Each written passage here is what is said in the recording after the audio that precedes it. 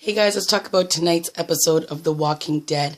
Now, I wasn't here last week because I was away. I was on vacation and I wasn't able to do a review for last week's episode, but can I just say, wow, my reaction to Noah's death was overwhelming. I didn't think I was obviously you don't want to see any of the main characters die, and you know that some of them are going to go here and there, but I wasn't expecting to feel the loss of Noah the way I did. I mean, he hasn't been a major character, but, we've gotten to know him a little bit over the last season and a bit, and he just died so tragically, and by the hands of that idiot Nicholas.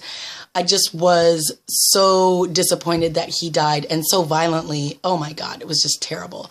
But last week's episode was definitely insane, and this week was a little quieter. And if I just want to go right to the end of this episode with Rick.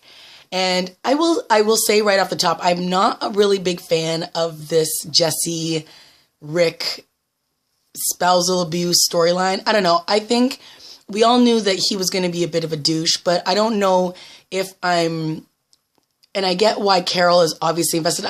I get why everybody's invested, because he's an idiot and he's a douche and he needs to go. But I don't know if I'm loving this storyline, just the way it's playing out.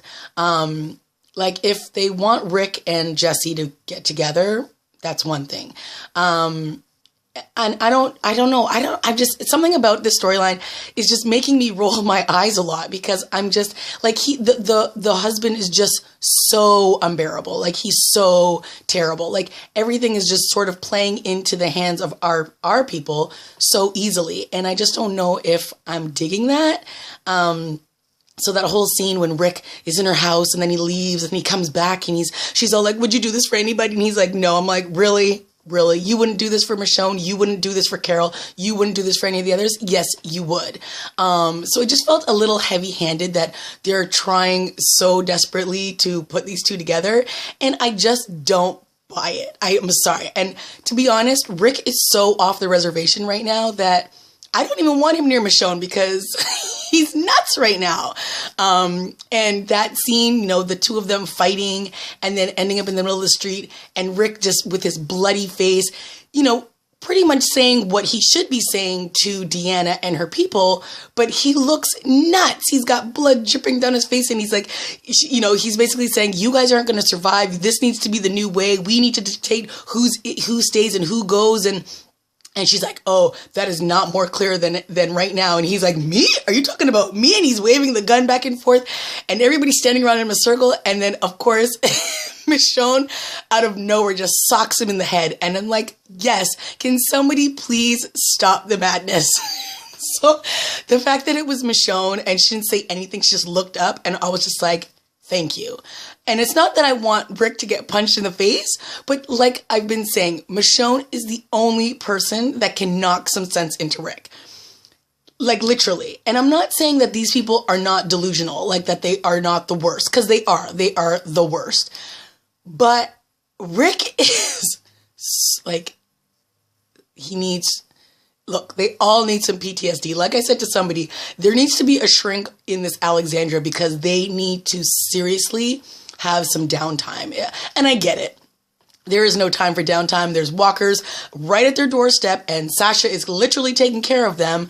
But seriously, these guys have dealt with some serious trauma, and they're not ready to be policing this neighborhood or doing anything in this neighborhood right now.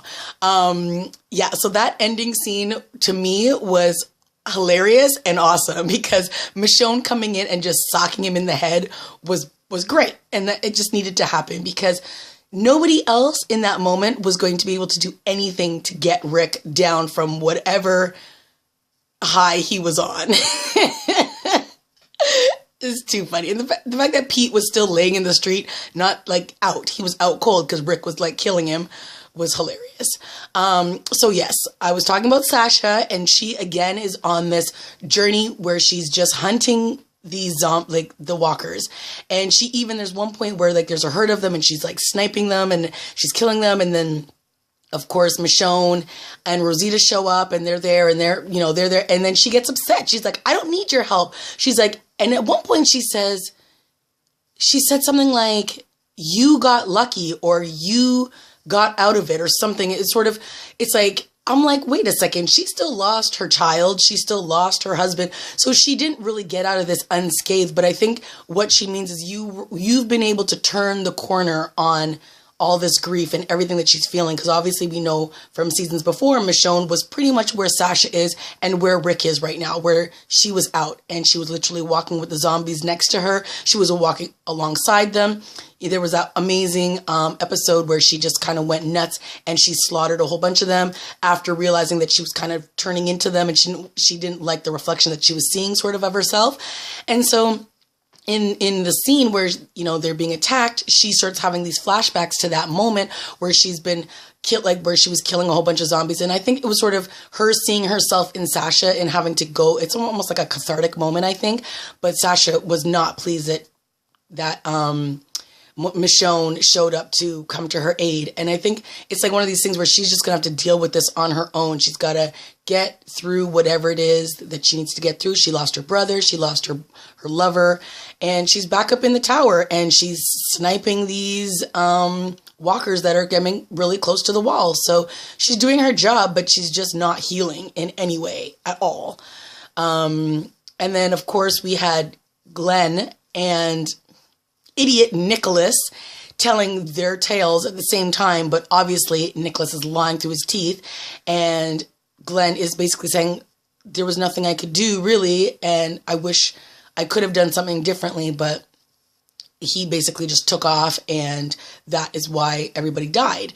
And then Nicholas is telling the story like Glenn wasn't listening to what Aiden was saying. Aiden or Adrian? Deanna's son, and that he took off, and that they left him they almost left him for dead, and they were pushing. I was like, dude, man, I wish Glenn had put 2 2s in that boy's head, because he needs to go. So when Glenn went up to him at the truck and was like, you're not going outside the wall again, you're not taking anybody, and he's like, who do you think you are? And he's like, are you threatening me? He's like, no, I'm saving your life. It's like, yeah, because you're an idiot. I don't even understand how these people have survived this long. And that's one of my things with the show right now.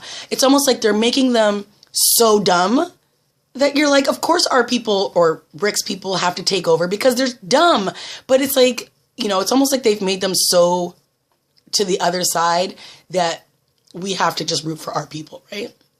So, of course, we had Daryl off again doing some hunting, looking for some new recruits, and then they come across a whole bunch of body parts. Somebody has obviously slashed them in half and slashed off body parts and arms and legs and torsos and everything, strapped somebody up to a tree, a woman up to a tree, and then obviously the walkers devoured her. And then, so I'm not sure who they're about to stumble upon, but their crew doesn't look like they're very friendly. So hopefully Daryl can get out of there unscathed. I have a feeling we have nothing to worry about there because, let's face it, Daryl's not going anywhere. So, of course, Carol once again was telling Rick about what a horrible man Pete is, and I agree, he is, and that the son, said that he's got a deadbolt on his door, and that the mother told him to stay in there until like the next morning, and he's come out and he's found her unconscious. So yes, Pete is a horrible, horrible man. But I just don't know if I'm feeling the storyline. Like, it just feels too, I told you so. You know what I mean? Like, I don't know. We could have made Pete an idiot in another way, I think. And I'm not saying that this isn't a reality, that these things don't happen. But it just feels almost too on the nose that he's this horrible guy, that this girl's a damsel in distress. Rick is going to do whatever he can to protect her. I'm like, really? Whatever. So, yeah, I don't know. I felt like this is the penultimate episode. Next week is the finale, season finale. It was just okay. It wasn't, last week's bloodbath was ridiculous. And then this week it just felt a little quiet. We had those moments where Rick was, holding the gun, and Pete walked up to him and he's like, hey, Rick, what you doing? He's like, walk away. And it's just like, yeah, Rick is giving me jokes, put it that way. Yeah, I don't know, guys. Let me know what you thought of this week's episode. But again, I like that Michonne just stepped in and was like, I'm the boss. Bam, and socked him and knocked him out. So we'll see what happens next week on the finale. Oh, and of course, Carl had a little moment in a tree trunk with the new girl. Let's face it, Carl can get some love. It's all good. But it was cute seeing him following her and her saying that she's afraid of him, but not because she's afraid of him, but because I think she's afraid of the feelings that she's feeling for him. And, you know, her running into the forest and into the trees is basically the same thing that all the other guys are doing.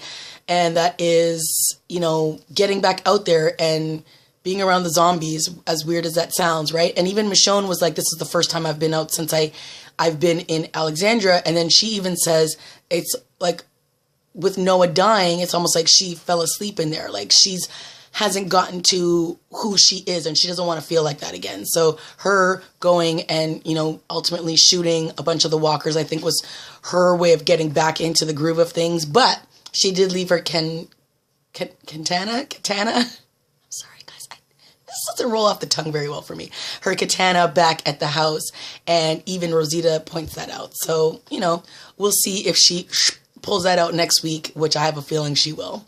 Okay, guys, that's it for me. Let me know what you thought of this week's episode. Leave a comment, like, and subscribe, and I'll see you next week for the finale. Okay, bye.